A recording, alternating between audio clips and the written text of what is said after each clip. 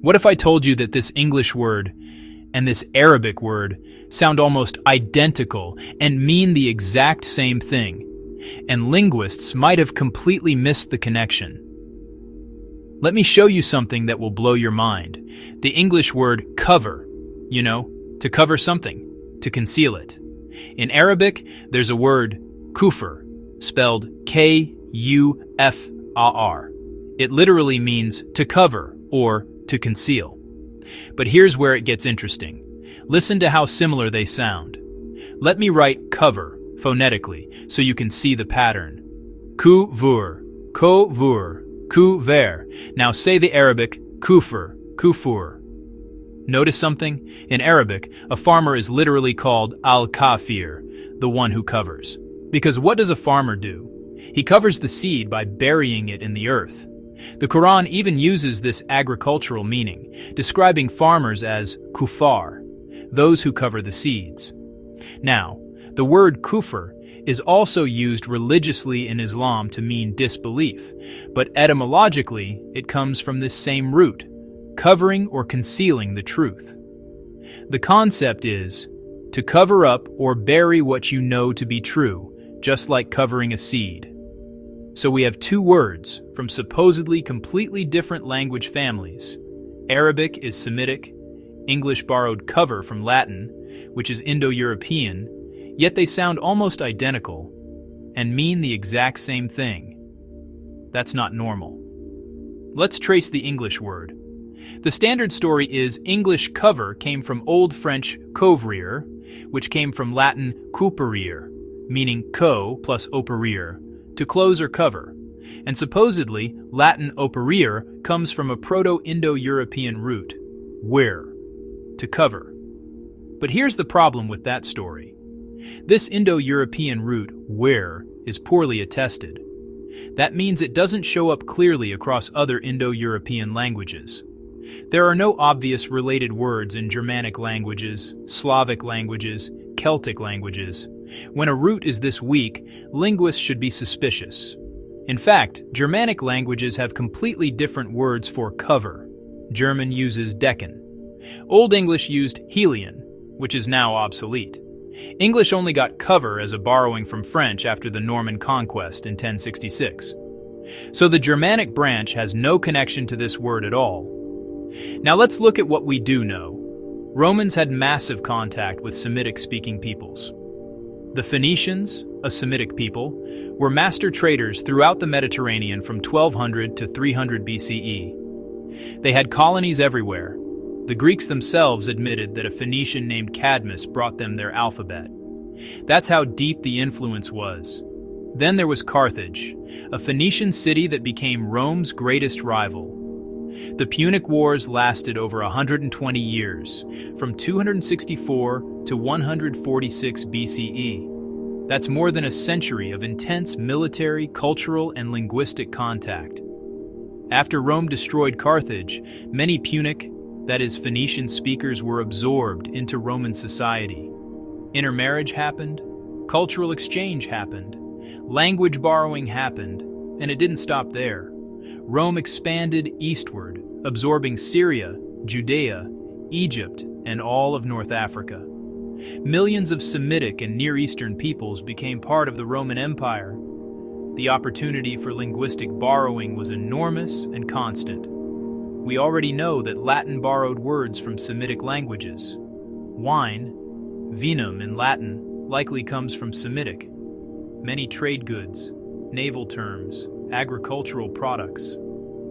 So why not cover, especially when the phonetic match is this strong and the meaning is identical? Let's look at the phonetics more closely. K and C are both voiceless velar stops, basically the same sound. U and O are similar vowels. Now here's the key. F and V are both labiodental fricatives. F is voiceless, V is voiced. They're made in almost the exact same position in your mouth.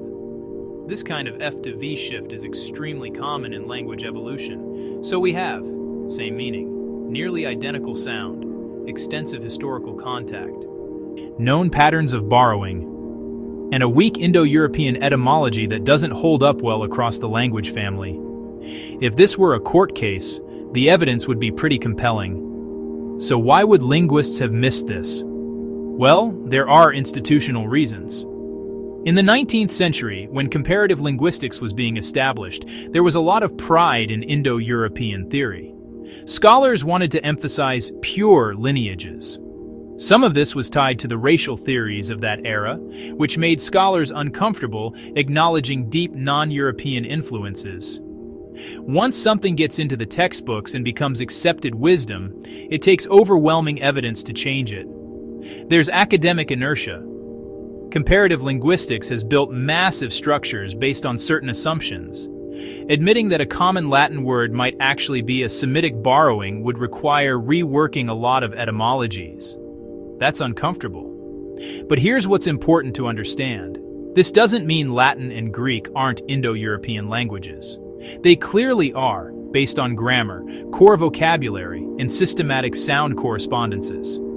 What it means is that Mediterranean civilization had more Semitic substrate vocabulary than the traditional model admits. Languages can be fundamentally one family while still having substantial borrowings from another.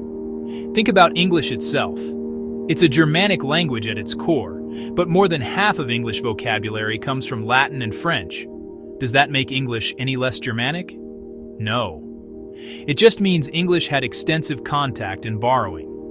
The same could be true for Latin, fundamentally Indo-European, but with more Semitic vocabulary than we've recognized. The three possibilities are: 1. Kufr and cover share an ancient common root from before Proto-Indo-European and Proto-Semitic split, some kind of macro family. 2. Latin borrowed from Semitic at some point, which seems most likely given the historical evidence. Or 3. It's a remarkable coincidence, which seems least probable when both the sound and meaning match perfectly. What makes this especially compelling is that it's not just about these two words. If we're right about this connection, there might be many more cases like this hiding in plain sight. Words we assumed were pure Indo-European might actually have Semitic origins. The real history of Mediterranean languages might be much more interconnected than we thought. This matters because language tells us about history. If Latin borrowed more from Semitic than we realized, it changes our understanding of ancient Mediterranean culture. It means the influence of Phoenician, Carthaginian, and other Semitic peoples on Western civilization was deeper than the standard narrative admits. Our linguistic heritage is more diverse than we've been taught. This observation deserves serious academic study with proper methodology, but the pattern is striking enough that it can't be easily dismissed. Sometimes important discoveries start with someone noticing something obvious that everyone else overlooked. So the next time you use the word cover, remember, you might be speaking a word that traveled from ancient Semitic farmers, through Phoenician traders, into Roman markets, through French courts, and finally into English. A word that has been covering things, literally and figuratively, for thousands of years across multiple civilizations. What do you think? Is this a genuine linguistic connection that's been overlooked? Or am I seeing patterns where there are none? Let me know in the comments. And if you know other words that might have similar hidden connections, share them. Maybe we can uncover more of these linguistic mysteries together. If you found this fascinating, hit that like button and subscribe for more deep dives into hidden history, linguistics, and the surprising connections that shape our world. Thanks for watching.